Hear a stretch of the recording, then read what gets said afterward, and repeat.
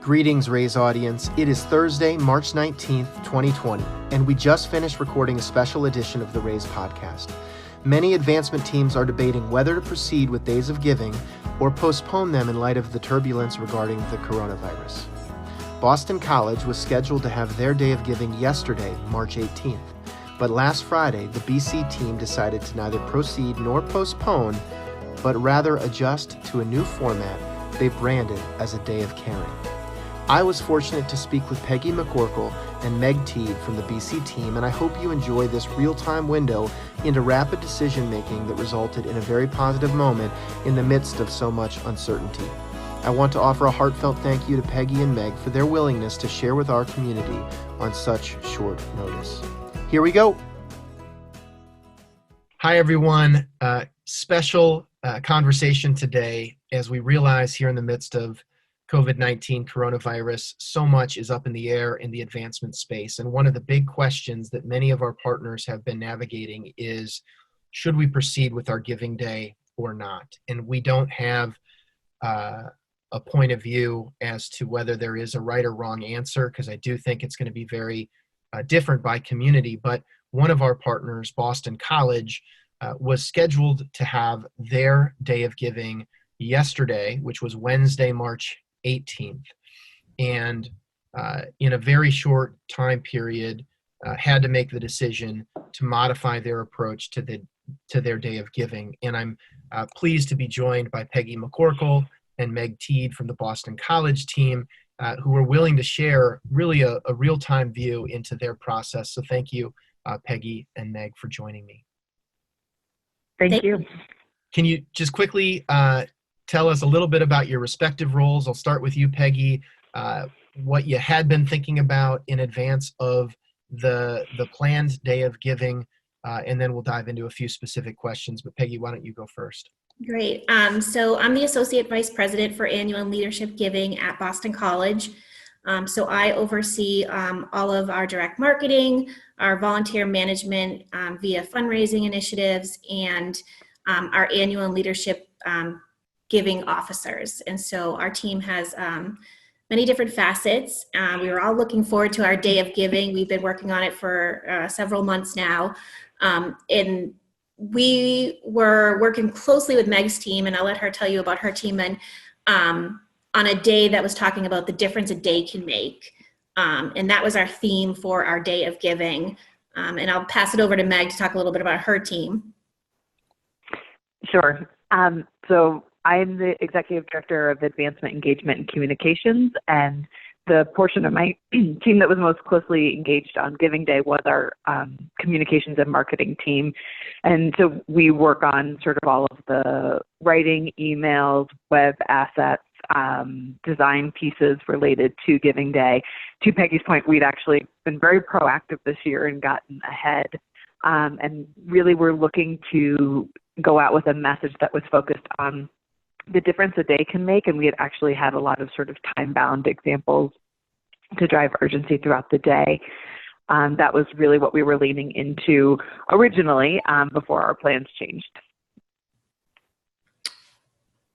And so I would say it was some point last week, we were sort of having daily meetings with our leadership team talking about if and how we were going to move forward with our Day of Giving.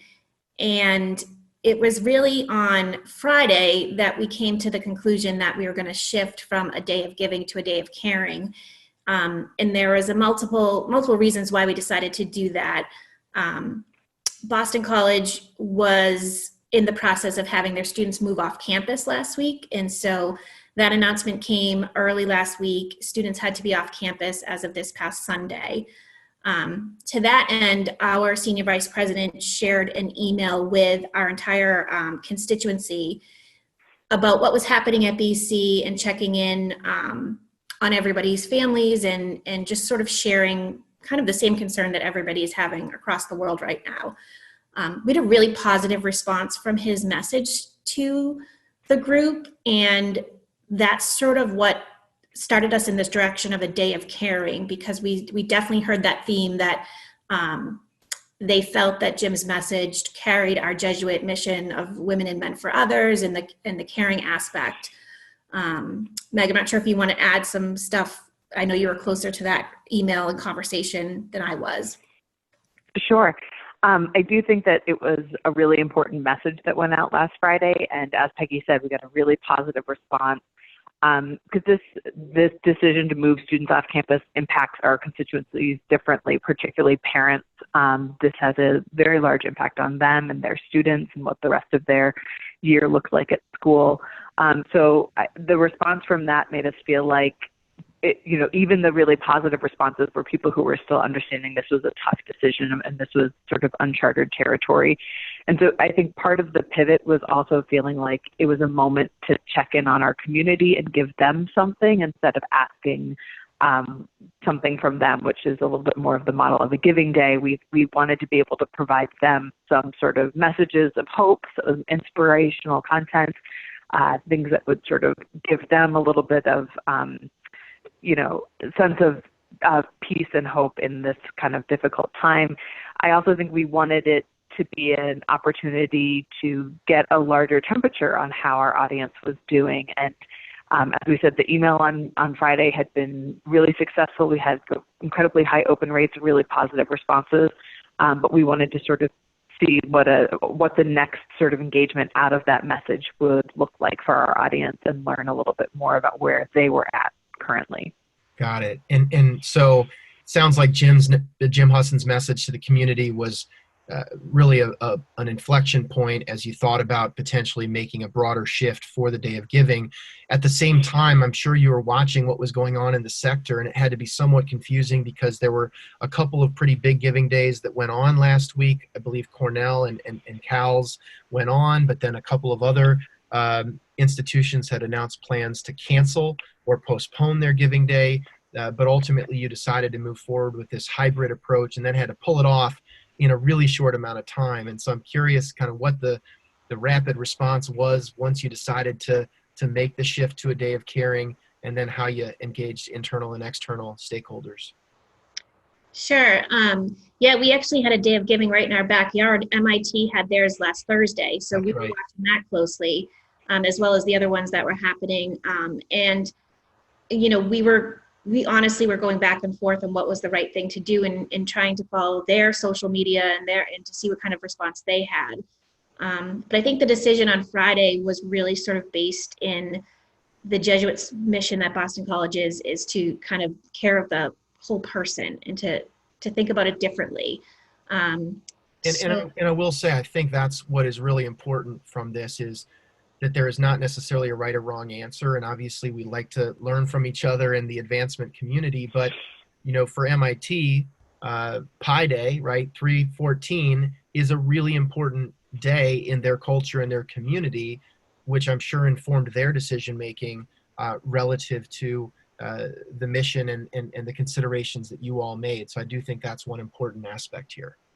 Absolutely. I think that, it is up to the individual schools to do what feels right for them and their community. And this is what felt right for us. And the decision was made late in the day on Friday afternoon. And so there was, a short window of time that our teams had to turn around what they produced yesterday. Luckily, we were really well prepared for our Day of Giving. And there was a lot of pieces in place that we were actually able to reimagine rather than start from scratch. And so I think that led us to be able to kind of execute on this. And I think the great thing is that our staffs together and everybody in our building and university advancement, as well as all of our volunteers, were really looking forward to a great Day of Giving. And so when we started sharing the message that we were shifting to Day of Caring, everybody was on board and everybody was ready to roll up their sleeves and help. Volunteers, staff, so that actually made it really easy. And I think it was really motivating to the staff. Meg, I'll let you share kind of your direction from your staff. I would echo what Peggy said. I think people really wanted to find a way to help. BC, much like a lot of other institutions and universities, last week also made the decision to cancel all of our events through April 30th. And so that was part of the message that Jim had sent out on Friday. And so I think for a lot of people who've been working on a lot of projects that were due this spring, suddenly their own work pivoted rather dramatically. And so it was an incredible all hands on deck. I think people were really seeking a way to be helpful in this moment as so much of our work was changing rather rapidly, and it was a remarkable response from across our entire advancement organization of support for this day and wanting to know how they can connect with their donors, connect with their alumni constituents, how they can support us with messaging, the whole pipeline of work that we needed to pull this off. And so, Meg, in particular, you had to essentially rebrand it as you had to come up with a name for it, which is Day of Caring. And then you had to communicate what that actually means to people and what you wanted them to do instead. And so just tell us a little bit about that process, rapid community constituent education to get them informed that you are doing a Day of Caring, what that is and what you want them to do. And then just tell me a little bit about how it played out. Sure. I will say Peggy and I were part of a flurry of emails over the course of the day on Sunday, having made this decision late in the day on Friday. But really, Peggy and I's team sat down Monday morning at 9 a.m., rolled up their sleeves and got to work. And it's unbelievable. We created a website from scratch in essentially 48 hours, a entire email campaign that ran throughout the day. We had to work with a lot of volunteers, both in our office and beyond, to make sure we were able to line up some of the stories that people would be posting over the course of the day, and also get sort of social ambassadors. So our teams got to business sort of right off the bat on Monday operationally around the emails we needed to build, the social posts we needed to create, the website, as I mentioned. The other piece of this were our volunteers, which I can let Peggy speak to a little bit more in detail, but we did send out a communication to those volunteers sort of Monday afternoon, making them aware of the pivot. And then Tuesday, we sent an email to our broader audience, again from Jim Hassan, that sort of explained this pivot to an audience that was waiting for Giving Day, to let them know that we were headed in a different direction. And then obviously a series of emails throughout the day, making people aware, sort of amplifying our message and some of our stories on the actual day. I love it. And I will say, if anybody's listening and wants to check out the hashtag, I believe it was hashtag Eagles for Other. And I'm just on Twitter now seeing some of the responses there. I'm sure it was across channels from Facebook and Instagram, in addition to some of the private community space that you created as well. Peggy, what were you going to say? I was just going to echo what Meg said and, say that our volunteers played a huge role in helping us sort of get this message out. In a Day of Giving, we often lean on our fundraising volunteers, and we have so many engagement volunteers as well. And this Day of Caring really opened the door for everybody in the BC community to have a chance to pitch in and share the Day of Caring stories that were being, spread across all of social media. In this time where fundraising for, is a little bit, uncertain, it gave our prospect managers a chance to reach out to all their individual prospects and have a conversation and check in on them, which they had been doing, since we sort of went to our online classes with students. But it was just another chance to really share some other stories, some feel-good stories in this time of uncertainty. So tell me a little bit more about that, because I think oftentimes you think about Day of Giving as a way to reach the base, right? The broad kind of masses, but it sounds like you had some one-to-one stewardship opportunities for gift officers as well. That's interesting. And how was that received by their portfolios, for example? Yeah, so for a Day of Caring, we definitely leaned on the prospect managers to help us get the word out, because it was such a short turnaround time. People were expecting a Day of Giving.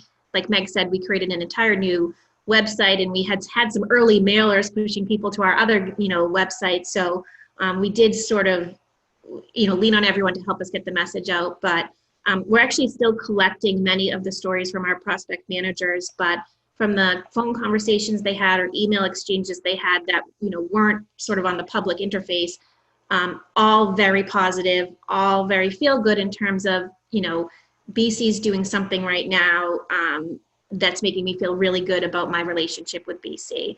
And I'd say that is definitely the theme that was going on. And, there's stories around people whose children were studying abroad and finally are back home. And so, I think in terms of this week, everyone's a little bit settled into what the new reality is for the time being. And so to that end, I think it gave people a chance to actually respond. Whereas if we had done this last week, in the midst of all the moving of students, it may have been a little bit different. So, some of this is great planning in a short period of time, and a little bit of it is a little bit of luck in what happened to be going on yesterday. Yeah, right. Well, I love it. And obviously, anybody that's listening can get a quick flavor through some of the social channels. But Meg, I know that you created some private spaces as well, and you were sharing some neat stories that came in. Anything stand out without naming names? But were there any kind of really powerful stories that came in that you'd be willing to share? We had a website where we were asking people to either sort of nominate a friend or share their own story about how they were an eagle for others. We ended up with about 50 stories that people had posted, and it was a great range of recent alums to older alums, people doing work in all sorts of different sectors, from healthcare to military. Some people are sort of on the front lines of what's developing right now with COVID-19, and so there were a handful of stories related to that. And what I think also you saw across some of the stories from alums who had graduated, several years ago, was that their experience at BC led to service that continued throughout their life. And I think that was just such a powerful story to be telling on a day like this. And I think one of the things that was great of what we saw across the stories is that service looks different for everyone, and kind of the scope and the breadth of what people are doing out in the world right now was a wonderful reminder, I think, of what is special about Boston College. I love it. I guess as we start to conclude here, you've got colleagues and peers, I'm sure, who've already reached out directly, but for our broader audience who's listening today, do you have any advice as they think about whether they should cancel or postpone or go forward with a traditional day of giving, or contemplate a hybrid approach? And obviously every institution is unique, but I'm just curious if there's any lessons ranging from mobilizing your staff or rallying kind of the volunteer base that could be applicable to others who are wrestling with the same decision. I would say from a messaging standpoint, I think obviously, as you cited earlier, kind of doing what is best for your institution and its specific brand and its specific audience. I would say I do think one of the things that gave us confidence about this pivot was the email that had gone from Jim last week to our larger constituency. So I think my only bit of advice is if there's any opportunity to, as I said earlier, take that temperature before you head out with a full-blown campaign. I think that was really helpful to us and let us know that this was the right direction for us to move in, whereas I think otherwise it would have been a little bit more guesswork to know if this was the right call. Well said. Peggy? Yeah, I've been monitoring what other schools are doing in terms of Giving Day or just some fundraising initiatives, and it seems a lot of people are doing student emergency funds. And so I would say, you've got to think about what's right for your school. And for us, this was the direction that we felt really strongly about was going to make a difference. I think involving our volunteers and getting our staff kind of in the loop on what was going on in such a short period of time was really important. So I would definitely make sure that you are able to mobilize your volunteer corps, because on days like this, that's who you really need to kind of get the message out. So I wouldn't make sure you're not skipping that step at all. Yeah, and I think to Meg's point about taking the temperature beforehand, that really was sort of the key moment when we decided to move from Day of Giving, either just canceling it outright or moving to this Day of Caring. And so for us, having that early touch point helped inform this decision. So that opportunity was really what set this up. Well, Meg and Peggy, thank you both so much for sharing a real-time window into what your last 7 days or less have been like. And I think we're all, no one's suggesting everyone in the advancement community should launch a day of caring, but I think what we are suggesting is try to do what's right for your institution, your culture. I think you heard the lesson of taking the temperature if you can in advance before radically shifting your strategy. But just thank you both. Congratulations on an effective day. Best wishes as we continue to navigate this. And we're really grateful for your time. Thank you so much, Brent. Thank you, Brent.